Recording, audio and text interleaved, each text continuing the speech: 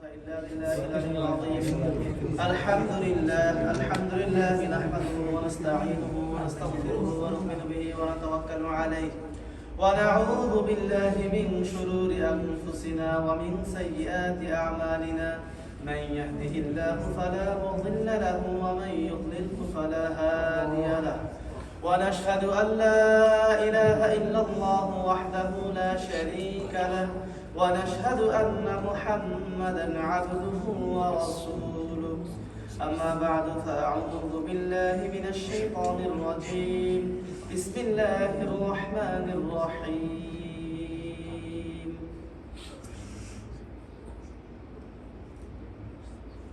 ما آتاكم الرسول فخذوه وما نهاكم عنه فانتهوا واتقوا الله إن الله شديد العقاب. صدق الله مولانا العظيم. اللهم صل على سيدنا ونبينا وشفيعنا وحبيبنا ومولانا محمد صلى الله عليه وعلى آله وصحبه وبارك وسلم. সকল প্রশংসা আল্লাহ পাক রব্বুল আলামিনের জন্য জ্ঞাপন করছি, যিনি আমাদেরকে এশার নামাজ জামাতের সাথে পড়া তৌফিক দান করেছেন এবং আমরা আল্লাহ পাক রব্বুল আলামিন আমাদেরকে মসজিদে বসে নবীজির সুন্নাত, নবীজির সিরাত মাহফিল, জীবন বৃত্তান্ত আমাদেরকে শোনার তৌফিক দান করেছেন। আমরা ধারাবাহিক জীবন বৃত্তান্তে আমরা আজকে ইনশাআল্লাহ আলোচনা করব নবী করিম সাল্লাল্লাহু আলাইহি ওয়াসাল্লামের তৃতীয় সন্তান জন্মগ্রহণের থেকে আমরা আলোচনা করব। তৃতীয় সন্তান জন্মগ্রহণ পর্যন্ত আমরা পৌঁছেছি, জেনেছি আলহামদুলিল্লাহ। আজকে তৃতীয় সন্তান পর্যন্ত আমরা আলোচনা করব। তো তার আগে নবী করিম সাল্লাল্লাহু আলাইহি ওয়াসাল্লামের প্রথম সন্তান কি জন্মগ্রহণ করে? ছেলে না মেয়ে জন্মগ্রহণ করেছিল? ছেলে জন্ম করেছে, মাশাআল্লাহ। হ্যাঁ, ছেলের নাম কি? আবুল হাসেম। আর কে কি বলবেন? কাসেম। আবুল কাসেম। ছেলের নাম আবুল কাসেম। ছেলের নাম হলো কাসেম। আবুল কাসেম বলেন তো রাসূল সাল্লাল্লাহু আলাইহি ওয়াসাল্লাম। ছেলের নাম কাসেম। ছেলের নাম কাসেম। আর কোন নাম আছে কেউ বলবেন? ছেলের নাম কি ছিল? বড় ছেলের নাম ইব্রাহিম। কাসেম। আচ্ছা, মাশাআল্লাহ। তাহলে বড় ছেলের নাম হচ্ছে কাসেম। কাসেম হলো বড় ছেলের নাম। তাই নবী করিম সাল্লাল্লাহু আলাইহি ওয়াসাল্লামকে বড় ছেলের প্রতি লক্ষ্য করে কি নামে ডাকা হতো? আবুল কাসেম, মানে কাসেমের পিতা। আবুল কাসেম। আবুল কাসেম, এটা হলো নবীজির বড় ছেলের নাম। আচ্ছা, এটা নবীজির ঘরে জন্মগ্রহণ করেছেন বিবাহের 2 বছর পর। তারপর আবুল কাসেমের যখন 1 বছর হয়, প্রায় 1 বছর বয়সের পর নবী করিম সাল্লাল্লাহু আলাইহি ওয়াসাল্লামের আরেকটা সন্তান জন্মগ্রহণ করেন। তার সেই সন্তান মেয়ে না ছেলে? মেয়ে। তার নাম কি? জুবায়ের। মাশাআল্লাহ। তার নাম কি? কে বলতে পারে? সেই মেয়ের নাম কি? জাইনাব। জাইনাব বলছে। আর কোন নাম কেউ বলবেন? নবীজির মেয়ে কিন্তু 4টা ছিল না? 4টা। তাহলে এই মেয়ের নাম কি ছিল? প্রথম মেয়ের নাম জাইনাব। মাশাআল্লাহ। হ্যাঁ, গরমের নাম জাইনাব হয়েছে। সংকিত হওয়ার কোনো কারণ নেই। হ্যাঁ, কোনো সমস্যা নেই, কোনো ফাইন হবে না। এমনি জাস্ট দেখি কতটুকু মজবুতি আছে। তাহলে জাইনাব, আমি পরে বলে দেবো সঠিকটা। হ্যাঁ, জাইনাব হলো হযরত নবী করিম সাল্লাল্লাহু আলাইহি ওয়াসাল্লামের বড় মেয়ের নাম। খাদিজা রাদিয়াল্লাহু তাআলা আনহা, আমাদের প্রিয় নবী মুহাম্মদ রাসূলুল্লাহ সাল্লাল্লাহু আলাইহি ওয়াসাল্লামের যে প্রথম সন্তান জন্মগ্রহণ করেন সেটা ছেলে কাসেম, এবং দ্বিতীয় সন্তান যেটি জন্মগ্রহণ করেন সেটা হচ্ছে মেয়ে, আর তার নাম হচ্ছে জাইনাব। তাহলে নবীজির বড় মেয়ের নাম কি? জাইনাব। এটা আমরা জানলাম, জাইনাব নবীজির বড় মেয়ের নাম। এবং যেতে যেতে দেখা যায় কিছুদিন পর আস্তে আস্তে যা আনন্দ খুশি তার সংসারে দেখা দিল। তারা খুবই খুশি, খাদিজা এবং নবীজি উভয় খুশি। এক সন্তান না, এক ছেলে এক মেয়ে, খুবই খুশি তারা। তো এই খুশি চলতেছিল, কিন্তু খুশিটা বেশি দিন দীর্ঘায়িত হয়নি, বেশি দিন খুশিটা চলেনি। দেখা যায় কিছুদিন পর আস্তে আস্তে কাসেম অসুস্থ হয়ে গেল, অসুস্থ হয়ে পড়লো। অসুস্থ হয়ে পড়ার পর তারা খুব চিন্তিত বিষণ্ণ হয়ে গেলেন। কিন্তু এই অসুস্থতা দিন দিন বাড়তে লাগলো। কাসেমের এই অসুস্থতা দিন দিন বেড়েই চলছে। ছেলে বড় ছিলেন, বেড়েই চললো। তো তারা অনেক কবিরাজ দেখালেন, চিকিৎসা নিলেন তারা, নবীজি এবং খাদিজা রাদিয়াল্লাহু তাআলা আনহা চিকিৎসাও দিলেন। তার তো টাকা পয়সার অভাব নেই, বিভিন্ন বড় বড় কবিরাজ ডেকেছেন ছেলের চিকিৎসার জন্য। তো তারা চিকিৎসা করতে লাগলেন, কিন্তু চিকিৎসায় কোনো লাভ হচ্ছিল না, চিকিৎসায় তার কোনো ফল দেখা দিচ্ছিল না। আস্তে আস্তে কাসেম খুব অসুস্থতার দিকে ঢলে পড়তেছেন। তো যাই হোক, খাদিজা রাদিয়াল্লাহু তাআলা নবীজির মুখের দিকে তাকান, দেখেন যে তার কি অবস্থা, খুব চিন্তিত। দেখেন যে মুহাম্মদ সাল্লাল্লাহু আলাইহি ওয়াসাল্লাম খুব চিন্তিত ছিলেন অসুস্থতার কারণে, খাদিজাও চিন্তিত, দুজনে চিন্তিত। তো এক পর্যায়ে আস্তে আস্তে আস্তে আস্তে ছেলে একদম শুকায় যাচ্ছে, কাসেম দিন দিন শুকায় যাচ্ছে। হ্যাঁ, তো দেখা যায় এত শুকায় যাচ্ছে যে তাদের মানে ছেলের দিকে তাকাতে পারছে না কষ্টে না। তো কবিরাজের চিকিৎসা চলতে আছে, কোনো ফল প্রসব হচ্ছে না। তো দিন দিন আস্তে আস্তে আস্তে আস্তে এক পর্যায়ে দেখা যায় একদিন হঠাৎ করে ছেলে মারা গেল। ইন্না লিল্লাহি ওয়া ইন্না ইলাইহি রাজিউন। হ্যাঁ, কাসেম ইন্তেকাল করলেন, মারা গেলেন, আল্লাহ পাকের ডাকে তিনি চলে গেলেন। তো নবীজি কাঁদতে লাগলেন, খাদিজাও কাঁদতেছেন, দুজনে কাঁদতেছেন। তো খাদিজা নবীজি দিকে তাকাচ্ছেন, দেখেন যে অঝরে কাঁদতেছেন ছেলের মায়া, তো কাঁদতেছেন। যাই হোক, কাঁদতে কাঁদতে তখন খাদিজা দেখলেন যে মুহাম্মদকে তো সান্ত্বনা দিতে হবে, একে ভেঙে পড়তে দেওয়া যাবে না। খাদিজার চিন্তা শুধু মুহাম্মদকে নিয়ে, নিজেকে নিয়ে না। তো এই জন্য খাদিজা শক্ত হয়ে গেলেন। শক্ত হওয়ার পর তিনি নবীজিকে সান্ত্বনা দিতে লাগলেন যে কি করবেন, আলহামদুলিল্লাহ আমাদের তো মেয়ে সন্তান আছে একজন, তো ছেলে মারা গেছে, তো কি হয়েছে, আল্লাহ পাক যখন যাকে ইচ্ছা তো নিয়ে নিবেন, কেউ পৃথিবীতে থাকতে পারবে না। তো এটা আল্লাহ পাকের একমাত্র ইচ্ছা, আমাদের ইচ্ছাতে চলবে না। আপনি ভেঙে পড়েন না মুহাম্মদ, আপনি ভেঙে পড়বেন না, আপনি শান্ত হন। আল্লাহ পাক আবার আমাদেরকে সন্তান দিবেন ইনশাআল্লাহ, আল্লাহ পাক যদি চান। তা আপনি ভেঙে পড়েন। এভাবে খাদিজা নিজেকে কন্ট্রোল করে মুহাম্মদকে কি করলেন, তিনি কন্ট্রোল করার চেষ্টা করলেন, তাকে সান্ত্বনা দেওয়ার চেষ্টা করলেন না। খাদিজা শুধু চিন্তা হলো মুহাম্মদকে নিয়ে, কিভাবে তাকে শান্তি পৌঁছানো যায়। যাই হোক, তাকে সান্ত্বনা দিলেন। তখন নবীজি খাদিজার কথা শান্ত হলেন এবং শান্তি পেলেন।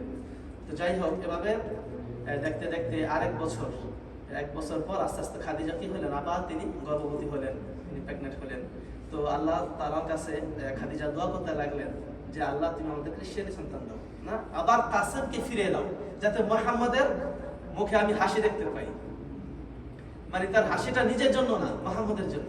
খাদিজা সবসময় নবীজির প্রতি, যেহেতু নবীজি কান্না করছেন অনেক, তা আবার একটা ছেলে দাও যাতে মুহাম্মদ হাসি পায়। তা আল্লাহর কাছে অনেক দোয়া করলেন। তো এক সময় সন্তান ভূমিষ্ঠ হলো, দেখলেন যে কি হয়েছে, কন্যা সন্তান হয়েছে, মেয়ে সন্তান জন্মগ্রহণ করেছেন। তো যাই হোক, মেয়ে সন্তান নাম কি রাখলেন,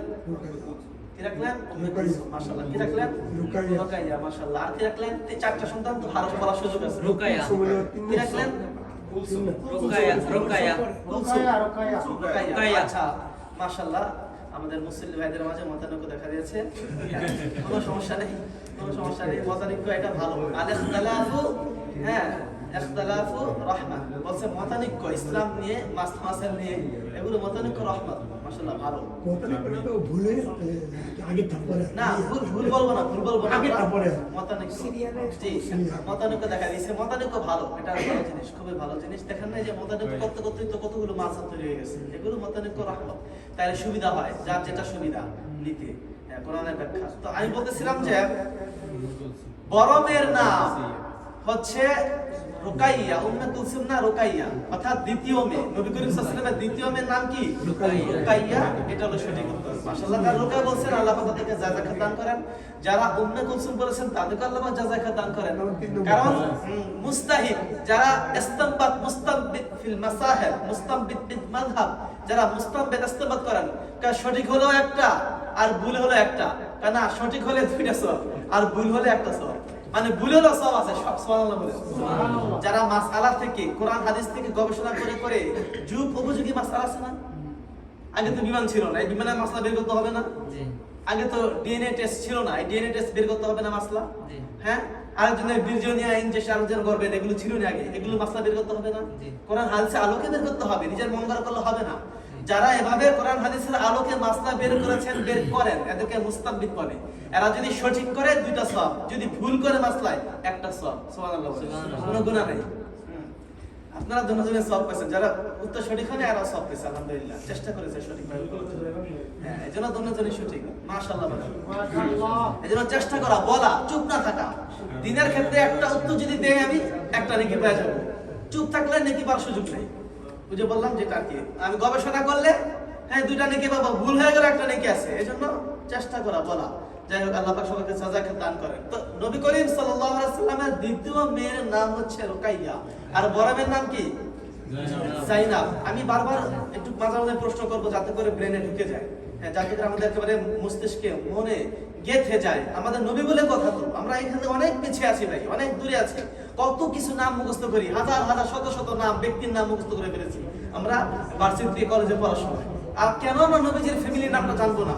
আমরা মুসলিম, নবীজির উম্মাহ, এটা আমাদের ইবাদত হবে, নবীজির শাফাতের জন্য কাজে লাগবে, এটা ইলম, এটা নূর। এই জন্য অবশ্যই নামগুলো আমরা মুখস্থ করবো।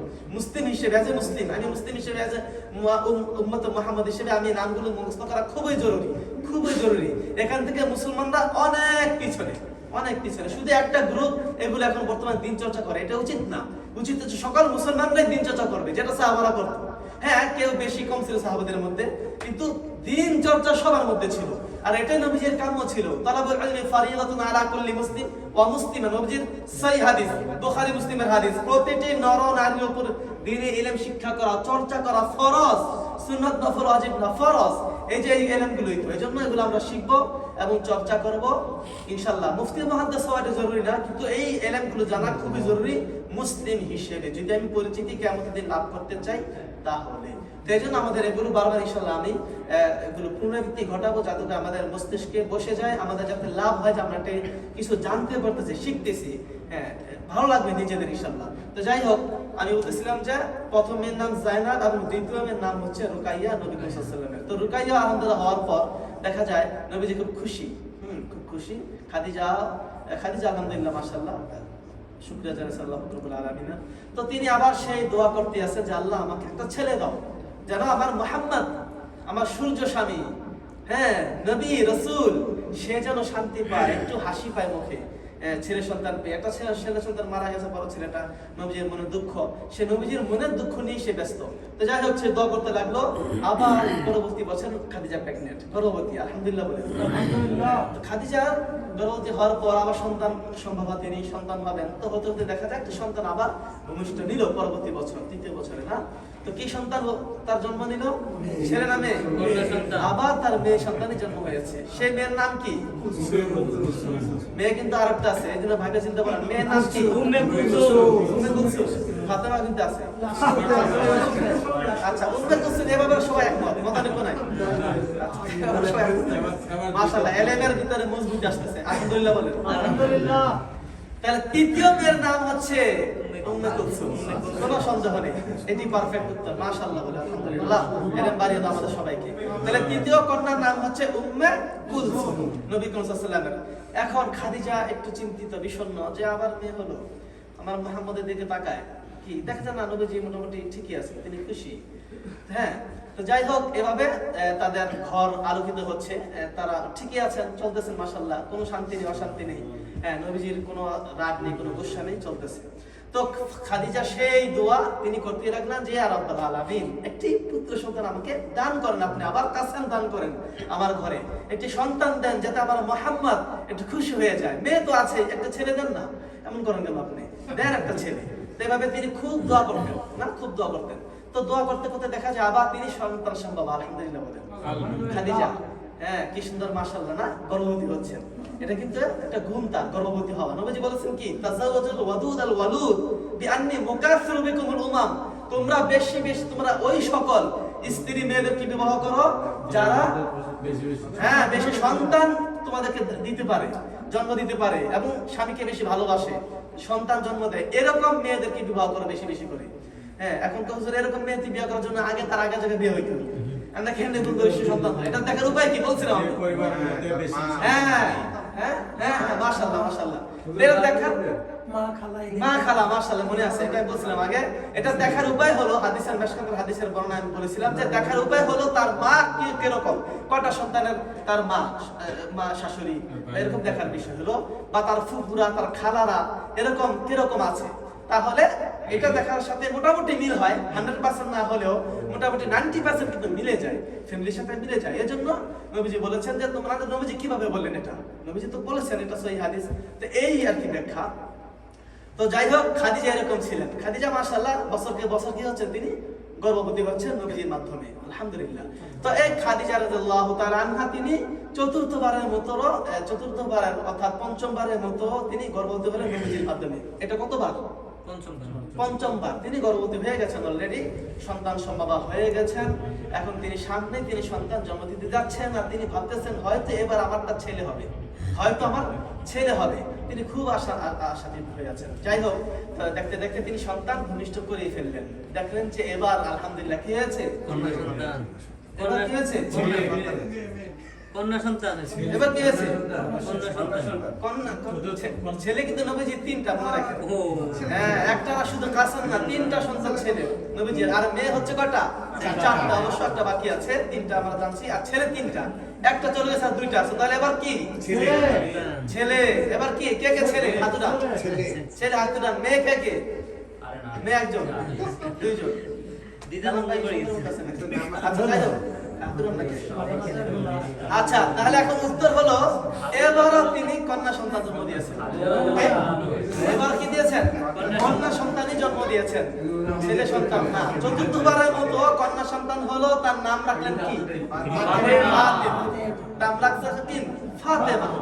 তো এই ফাতেমা চতুর্থবারের মতো তিনি জন্মগ্রহণ করলেন নবী করিম সাল্লাল্লাহু আলাইহি ওয়াসাল্লামের মাধ্যমে। খাদিজা রাদিয়াল্লাহু তাআলা আনহার গর্ভ থেকে তিনি জন্মগ্রহণ করেছেন ফাতেমা।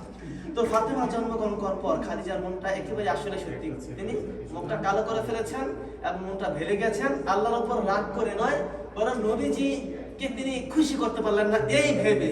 কিন্তু নবীজির দিকে তাকিয়ে দেখতেছেন যে নবীজি খুবই খুশি, আনন্দিত। সে মেয়েদেরকে নিয়ে খেলা করে, মেয়েদেরকে নিয়ে কি সুন্দর হাসি তামাশা করে। কখনো এই মেয়েকে কখনো জায়নাবকে কোলে নেয়, কখনো রুকাইয়াকে কোলে নেয়, কখনো উম্মে কুলসুমকে কোলে নেয়, কখনো ফাতেমাকে কাঁধে নেয়। কাঁধে তুলে তিনি খুব খেলাধুলা করতেছেন, খুব আনন্দ দিব্যি দিন কাটাচ্ছেন।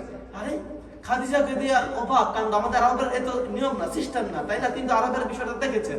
আরবের সিস্টেম হচ্ছে ওয়াইদা বুশরা আহাদুকুম বিল উনসা ওয়াল্লা ওয়াজহুহু মুসওয়াদা ওয়া হুয়া কাযীম। সামনে কালকে তাফসীর আসবে, এই তাফসীরটা আসবে কালকে সূরা নাহলে।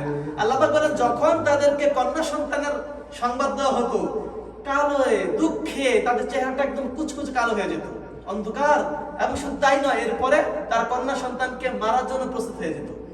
তো খাদিজা তো সেই এলাকারই, দেখেছেন তিনি, তাই তিনি ভাবছেন যে মুহাম্মদ হয়তো এরকমটি হবে, এরকমটি হবে। না, মুহাম্মদ তো ব্যতিক্রম। এদি সাংঘাতিক খুশি, মেয়েদেরকে নিয়ে অনেক খুশি।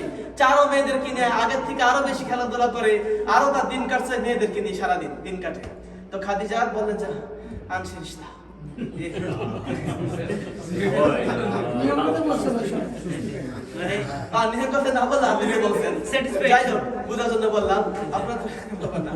তিনি দেখা যায় শান্তি পাই না। মোহাম্মদ আলহামদুলিল্লাহ আমাদের মেয়ে, আমার মেয়ে, আমার থেকে গর্ব তারা জন্ম নিয়েছে, এই মেয়েদেরকে নিয়ে মোহাম্মদ খুব খুশি। খাদিজা এবার খুবই আনন্দ হলেন, তিনি নিশ্চিন্ত হলেন এবং শান্ত হলেন যে না, আমার আর কোনো টেনশন নেই, ছেড়ে দরকার নেই। যেহেতু মোহাম্মদ উদ্দেশ্য ছিল কি, মোহাম্মদের খুশি হাসি মুখে আসবে ছেলে দেখে। দেখা যায় না, মোহাম্মদ তো মেয়েদেরকে নিয়ে আরো বেশি খুশি, তাহলে আমার আর ছেলে দিয়ে কি করবো? আমার মোহাম্মদের খুশি চেয়েছিলাম, আমি খুশি পেয়েছি, আর কোনো টেনশন নেই। তো যাই হোক, এখন খাদিজা, নবীজি মুহাম্মদ দুজনে উভয়ে তাদের সন্তানদেরকে খুবই খুশি দিব্যি আনন্দে দিন কাটাচ্ছেন তাদের সন্তানদেরকে নিয়ে।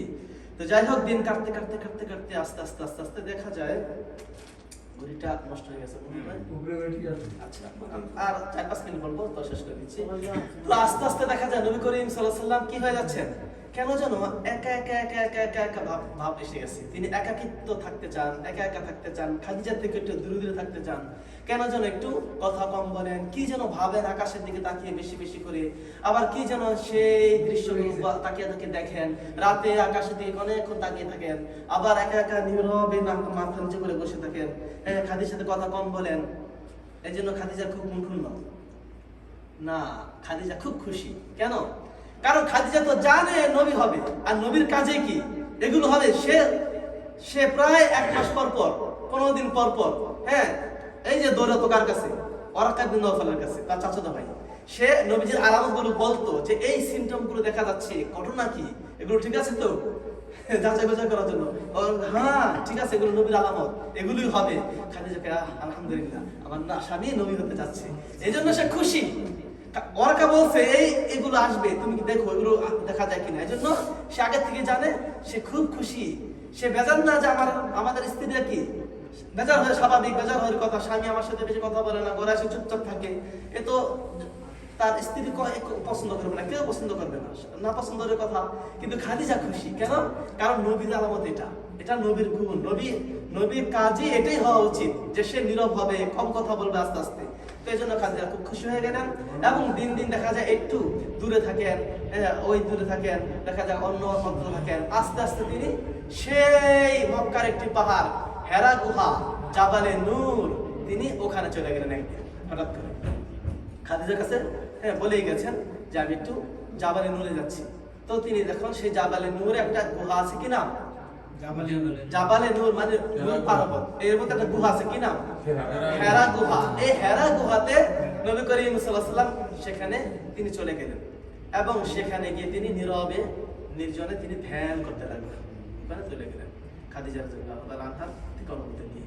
তো যাওয়ার পর তিনি একেবারে দূরে চলে গেলেন, খাদিজা অনুমতি দিলেন। খাদিজা জানেন যে মুহাম্মদ এরকম করবেন, তিনি আরো তাকে উদ্বুদ্ধ করলেন, সাহায্য করলেন যে জানাবেন, কোনো সমস্যা নেই, আমার প্রতি কোনো চিন্তা করবেন না, আপনি যান, এভাবে তাকে অনুমতি দিলেন। তো যাই হোক, আজকাই হেরা গুহা পর্যন্ত ইনশাল্লাহ আমরা থাকি। আগামী সপ্তাহে ইনশাল্লাহ হেরা গুহাতে কি কি হলো এবং তার পরবর্তী ইনশাল্লাহ আমরা আগামী সপ্তাহে বলবো। আজকে যদি আল্লাহ পাক আমাদের সবাইকে খাদিজা রাদিয়াল্লাহু তাআলা আনহার আখলাক, আমাদের স্ত্রী মা বোনদেরকে দান করেন, সন্তানদেরকে দান করেন, মেয়েদেরকে এবং নবী মুহাম্মদ সাল্লাল্লাহু আলাইহি ওয়াসাল্লামের আখলাক আমাদেরকে দান করেন। আমিন।